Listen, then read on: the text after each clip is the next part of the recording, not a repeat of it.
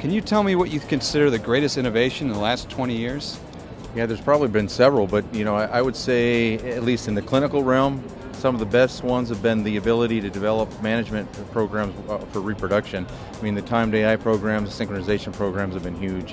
And then you couple that probably with the next thing that would impact our practice, and that is, how we pregnancy check cattle, where we went from palpating to ultrasound to now blood, and now pregnancy diagnosis with milk. So, big deal. I think we've understood some things about follicular and luteal dynamics in the ovary that now allow us to make some incredible progress. Today we're able to achieve reproductive performance that's beyond our wildest expectations with dairy cattle, and it really comes down to management of the ovary and principally of the corpus luteum. I think the internet and computer would be a big thing because it lets us have access to information at the tip of our fingertips instead of having to make multiple phone calls to try to chase down something.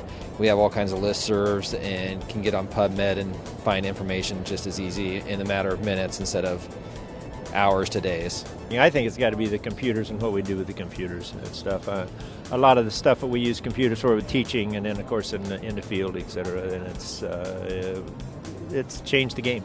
Perhaps the BioPrin pregnancy test will change the veterinary profession more than any other test. But certainly the rapid, accurate BVD tests have been very important. I think I would commend Dr. Broderson at Nebraska for developing the immunohistochemistry for BVD, and I think those two come to mind.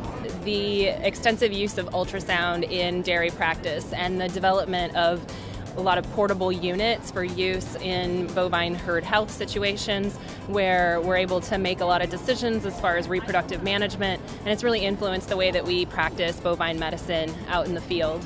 Better nutrition for baby dairy calves, and basically taking better care overall of the baby calf and getting better nutrition into those calves, and it's made a huge difference in terms of overall calf health and performance.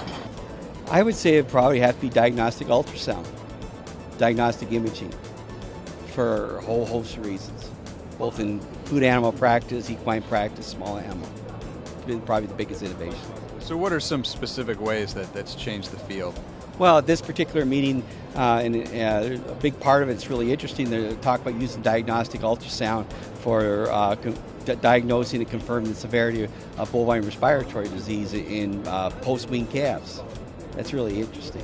The long-acting antimicrobials we're using now for receiving lightweight calves, and the metaphylaxis protocols that we're using these days.